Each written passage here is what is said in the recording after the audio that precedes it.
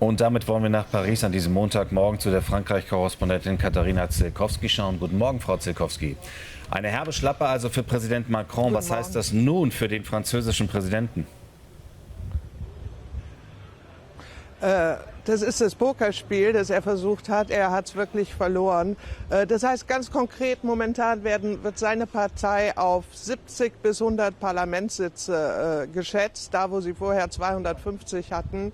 Also eine absolute Schlappe. Das ist auch mehr als ein Erdrutsch. Das ist ein Flächenbrand, der hier in Paris und in Frankreich passiert ist, zugunsten der RN. Nun gibt es ja in Frankreich dieses Mehrheitswahlrecht, was jetzt natürlich auch zum Zuge kommt, was ja auch eingeführt worden ist, um das Erstarken von extremen Kräften sozusagen abzumindern. Glauben Sie denn, dass in diesem Fall jetzt auch die Strategie Wirkung zeigen wird, dass man jetzt versucht, auch Kandidaten noch aus dem Rennen zu bekommen, um wirklich die Kandidaten des Rassemblement noch zu verhindern?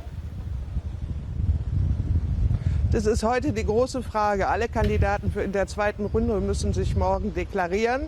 Das heißt, heute ist wieder Pokerspiel. Präsident Macron hat schon gestern Abend kurz nach 8 Uhr gesagt, dass er auf eine republikanische Union zählt, dass also alle demokratischen Parteien sich zusammentun und in den Wahlkreisen für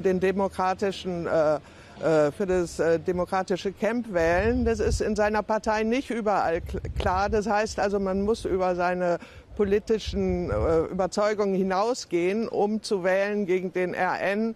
Also sehr weitläufig ist das der Fall, allerdings nicht bei der traditionellen Rechten, die unter 10% liegt und sehr wahrscheinlich Bündnisse eingehen wird, regional mit der RN.